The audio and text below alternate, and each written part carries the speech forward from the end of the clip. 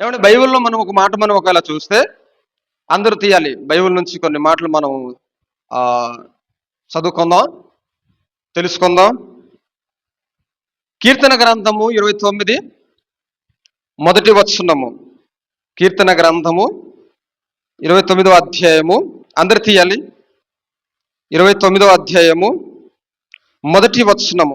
దైవపుత్రులారా దైవపుత్రులారా యెహోవాకు ఆరోపించుడి. దైవపుత్రులారా యెహోవాకు ఆరోపించుడి. ప్రవాహ మాత్యములను యెహోవాకు ఆరోపించుడి. ప్రవాహ మాత్యములను యెహోవాను ఆరోపించుడి. ఇక్కడ దేవుడు అంటున్నాడు, సర్వమానవులకి దైవపుత్రులారా అని పిలుస్తా ఉన్నాడు.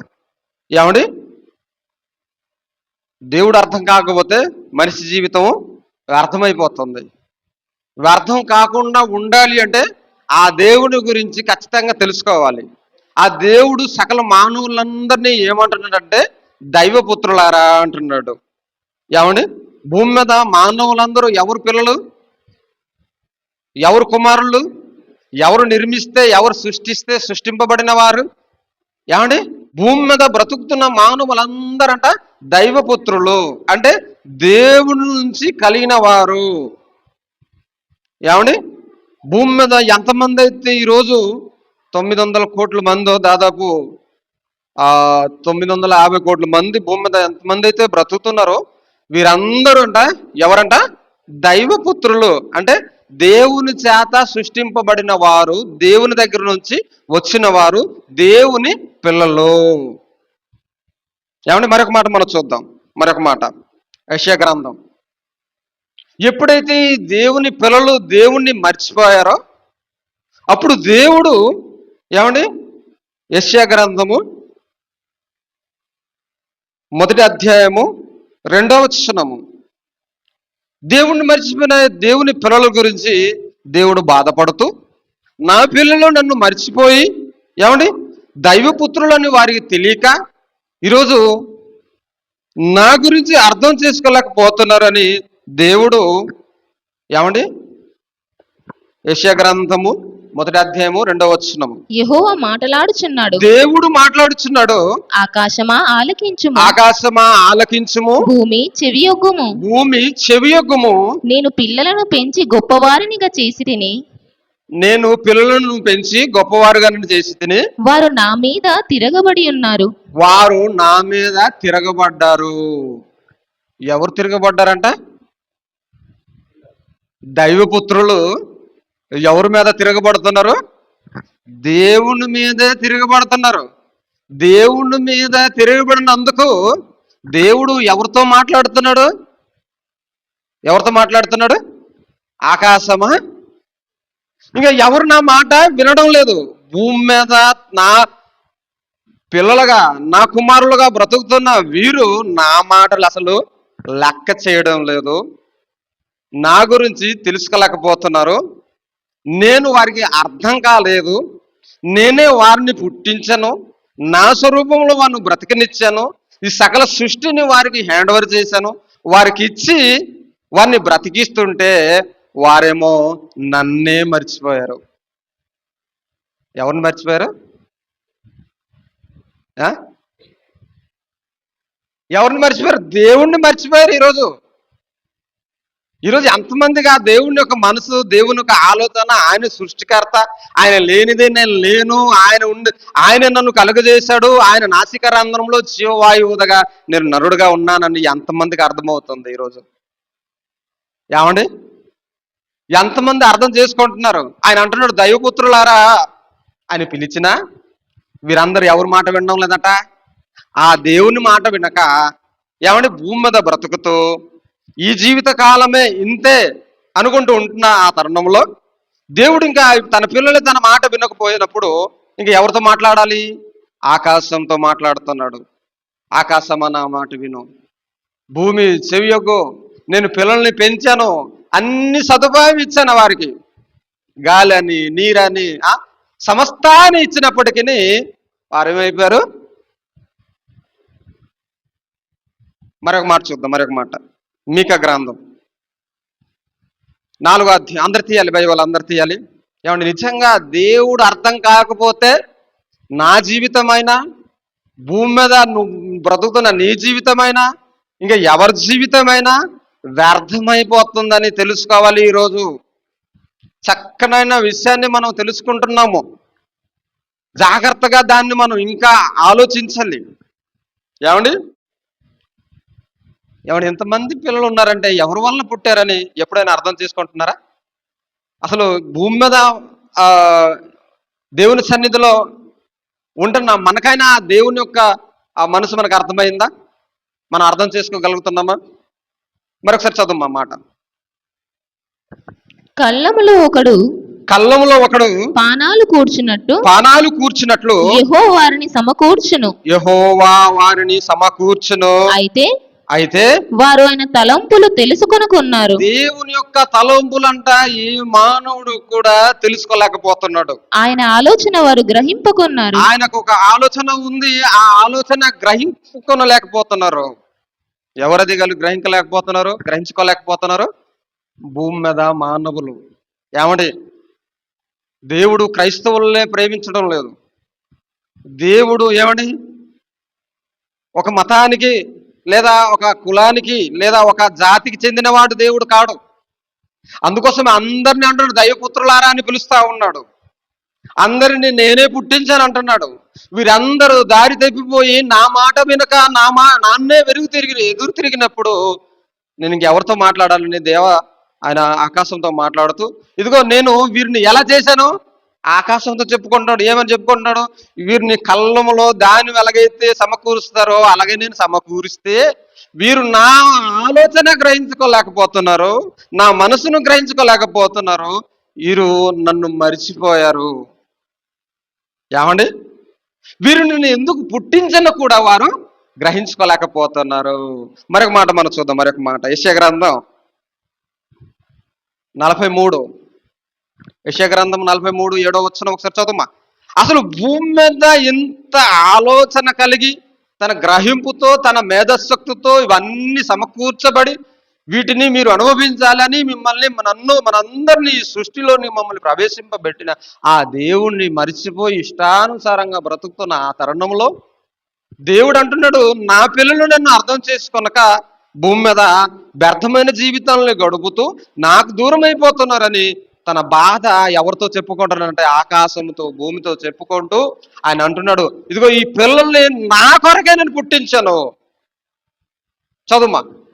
నా మహిమ నిమిత్తము నేను సృజించిన వారందరినీ నా నామము పెట్టబడిన వారందరినీ తెప్పించుము. నేనే వారిని కలుగజేసి తిని వారిని పుట్టించిన వాడను నేనే.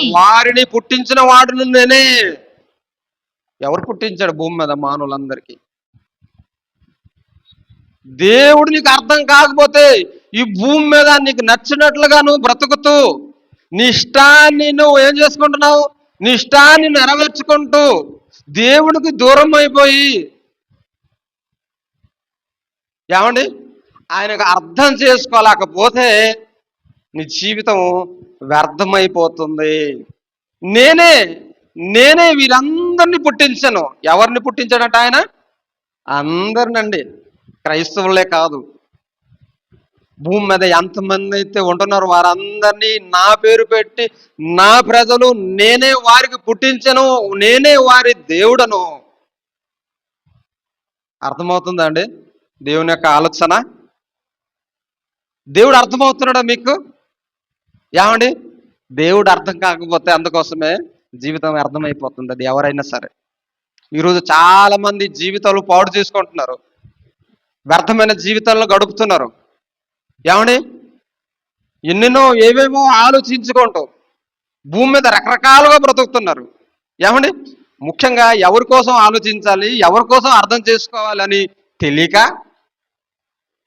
పొరపాటు పడి ఏమండి దేవుడికి దూరం అయిపోతున్న తరుణం దేవుడు అంటున్నాడు, నా పిల్లలు నేనే వారిని పుట్టించను, నేనే వారిని బ్రతుకునిచ్చాను, అన్ని సమకూర్చను, కానీ వారు నా మాట వినడం లేదు. ఇది బాధపడుతున్నాడా దేవుడు సంతోషిస్తున్నాడా? మన పిల్లలు మనతో మాట్లాడకపోతే ఆనందమా, దుఃఖమా అండి? నా పిల్లలు మన వైపు చూడక, మనతో మాట్లాడక, మన దగ్గరికి రాక, చెప్పింది వెనక ఉంటే ఏ తల్లిదండ్రులైనా ఆనందంగా ఉంటారా?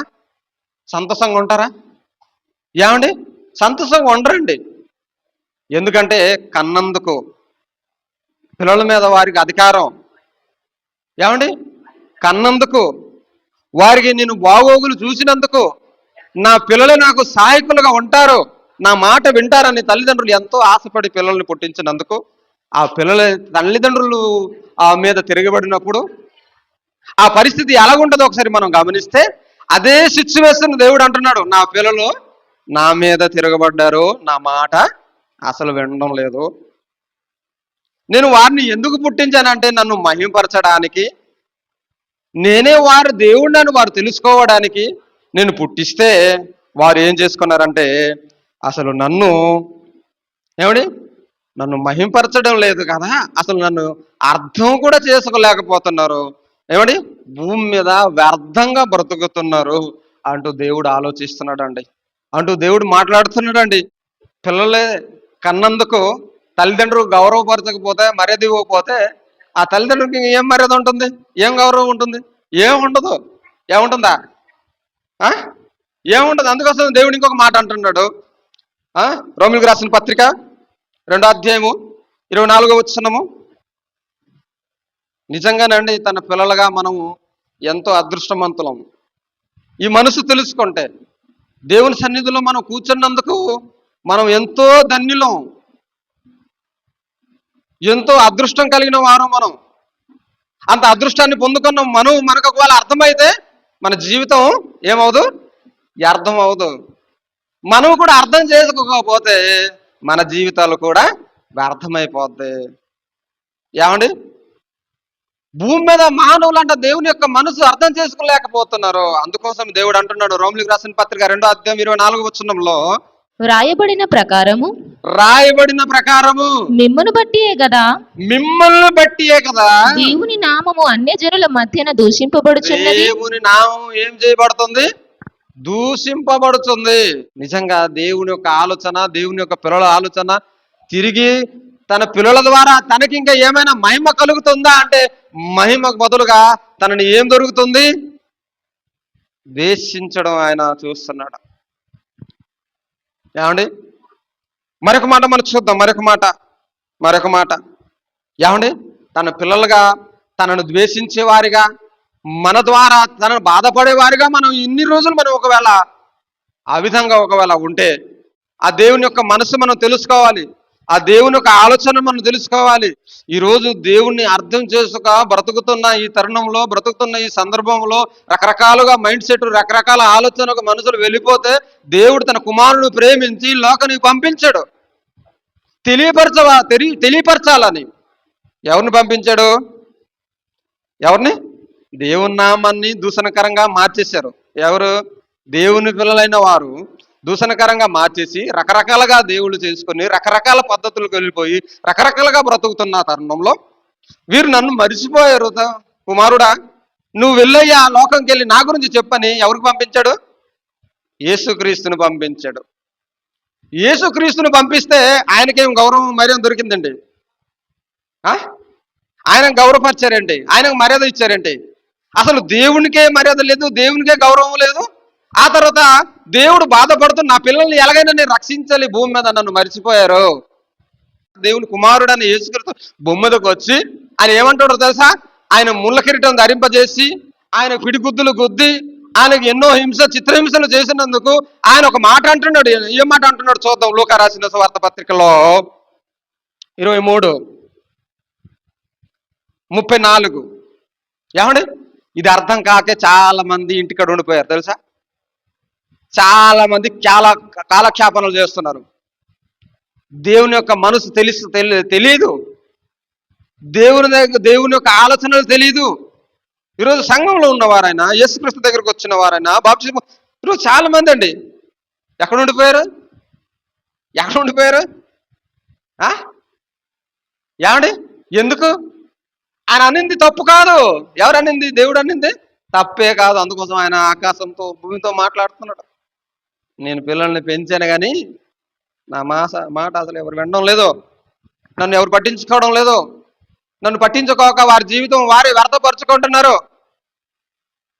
అలాగని నా కుమారుడిని పంపించాను, నా కుమారుని అయిన యేసుక్రీస్తుని పంపించిన ఆయన కూడా ఏం చేశారు? దూషణకరంగా మార్చేసి ఆయన కూడా దూషించే వారిగా మారిపోయారు. ఏమండి? లూకా రాసిన సువార్త 23:24 వచనంలో యేసు తండ్రి వీరు ఏమి చేయుచున్నారో వీరెరుగరు. వీరు ఏమి చేయుచున్నారో, భూమి మీద వీరు ఏమి చేయుచున్నారో వీరు ఎరుగరు. వీరు ఎరుగరు గనుక వీరిని క్షమించమని క్షమించు. ఏమన్నాడు యేసుక్రీస్తు భూమి మీదకి వచ్చి? ఇప్పుడు నేను వచ్చానని కూడా వీరికి తెలియదు కాబట్టి నిన్ను దూషణకరంగా మార్చేశారు. ఇప్పుడు నన్ను హింసిస్తున్నారు, నన్ను శిలువ ఎక్కించాలనుకుంటున్నారు. తండ్రి వీరేం చేస్తున్నారు వీరికి తెలీదు. ప్రాణం పెట్టడానికి వచ్చిన ఆ క్రీస్తును నిన్ను క్షమించి, నిన్ను రక్షించి, సత్య మార్గంలో నడిపించి, నిత్య జీవానికి వారసుడుగా నిన్ను మార్చినందుకు, భూమి మీదకి వచ్చినందుకు ఆ క్రీస్తుని కూడా తెలుసుకున్నారా? ఆయనకు కూడా తెలుసుకోలేదండి. ఆయనకు కూడా తెలుసుకోలేకపోతున్నారు.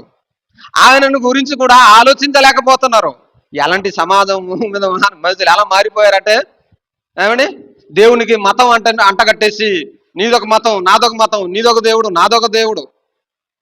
ఇప్పుడు వరకు ఇలాగే బ్రతుకుతున్నారు. అసలు దేవుడే అర్థం కాని పరిస్థితుల్లో ఉంటున్నారు సహజంగా మనం చెప్పాలంటే. ఏమండి?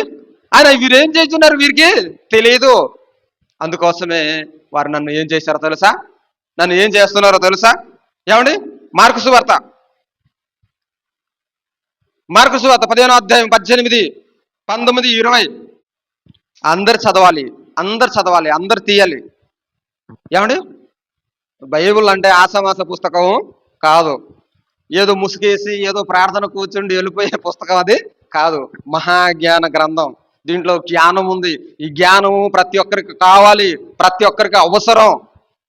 అర్థం చేసుకుంటే జ్ఞానం దొరుకుతుంది. అర్థం చేసుకోకపోతే జ్ఞానం ఎన్నటికి కూడా నీకు దొరకదు.